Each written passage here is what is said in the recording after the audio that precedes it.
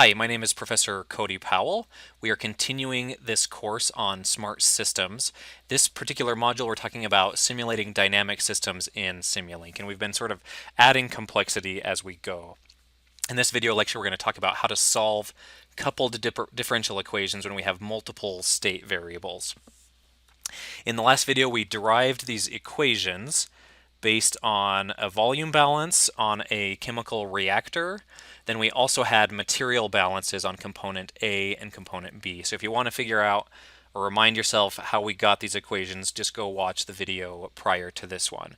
But here you see we have these three coupled differential equations where we first solve for the change in volume with time here, dv dt, and then notice that we dv dt shows up in these other equations. So as we're solving our code, we need to make sure that we first solve dv dt so that that variable is defined before we use it in these other equations.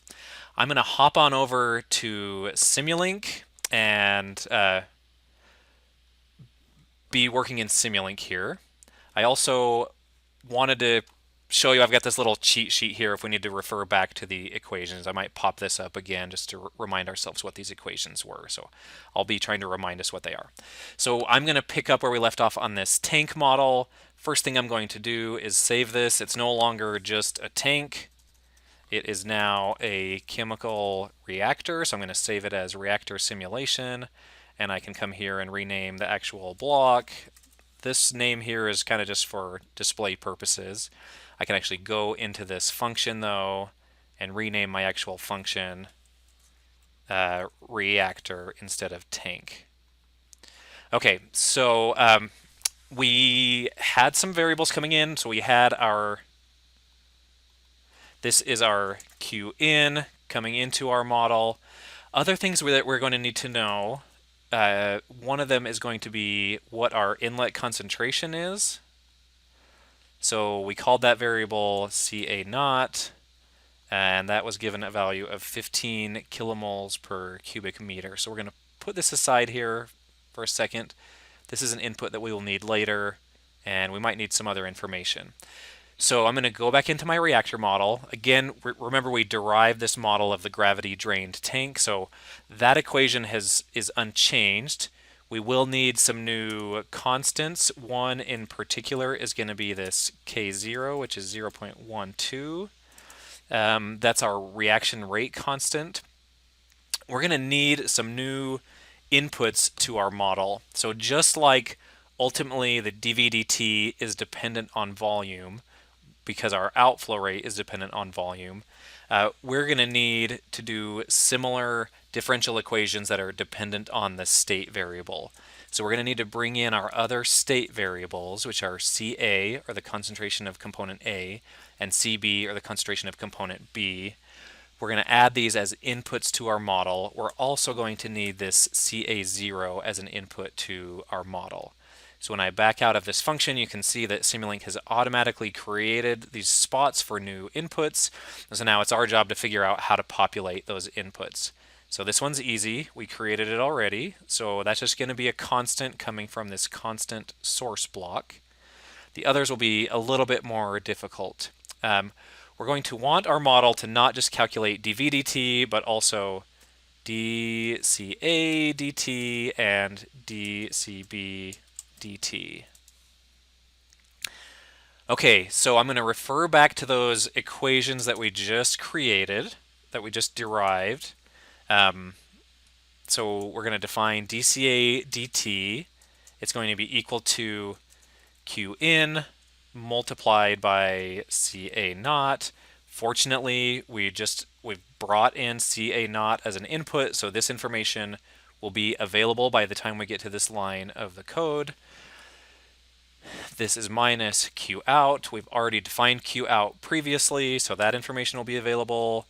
Ca will also be available ultimately. We've defined it as an input. We need to figure out where we're going to get that information from in terms of the signal flows in Simulink.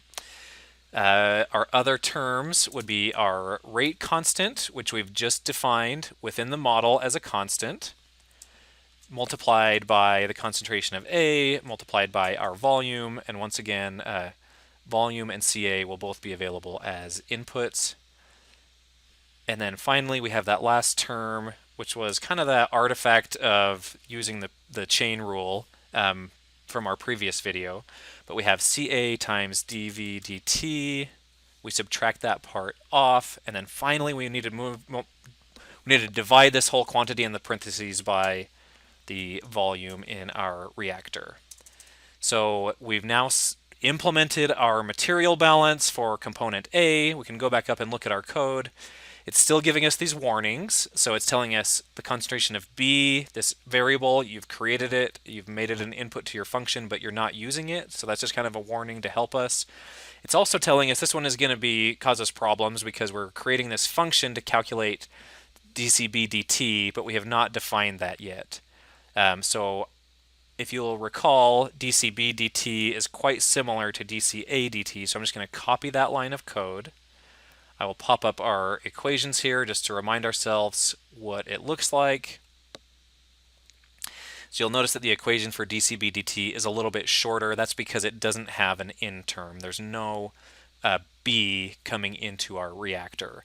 Another difference is that here this reaction rate law is a generation term for component B, whereas for component A it's a consumption term. So we'll go ahead and write this rate law in here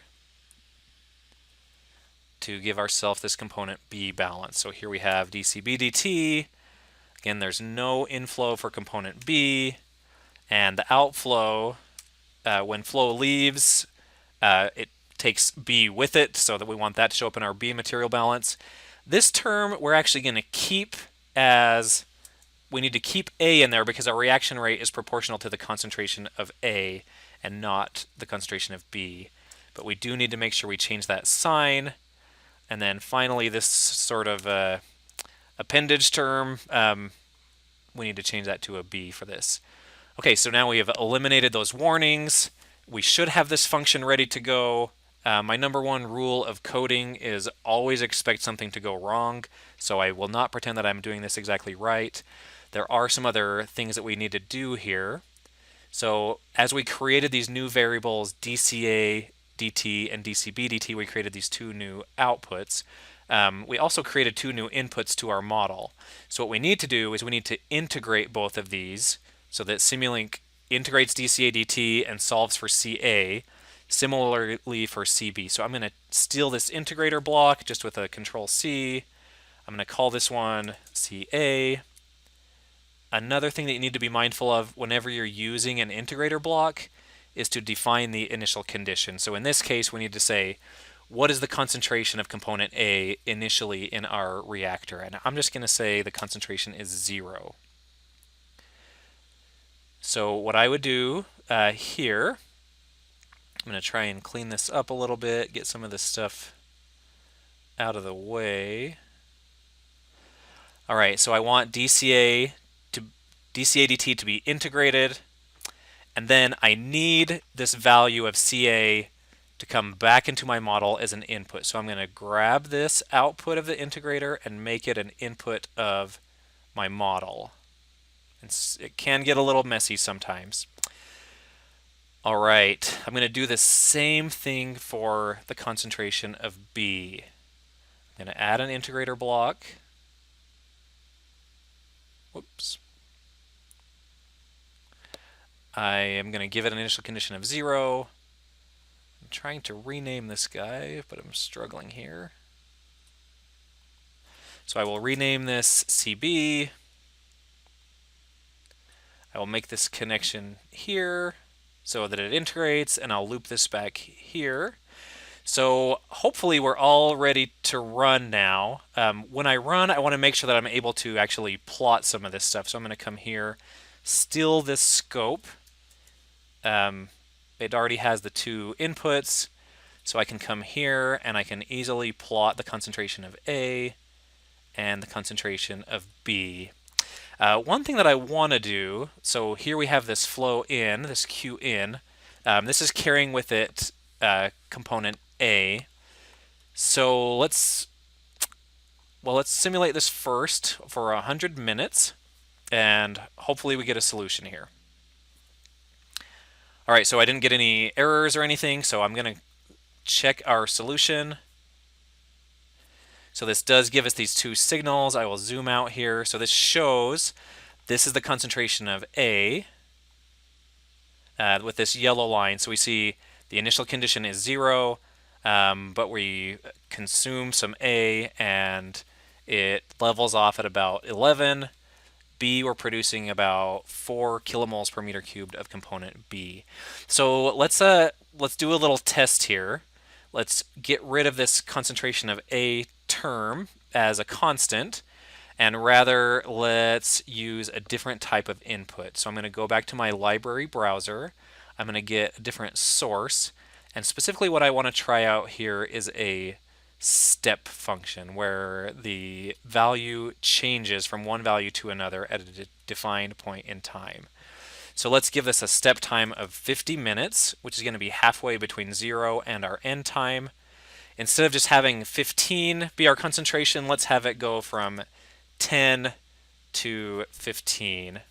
And let's see how the different concentrations change as we go.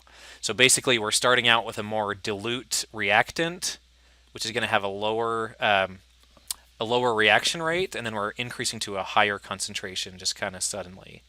So we do see that the concentration of A, it increases in concentration because we've just increased the concentration in the inlet stream.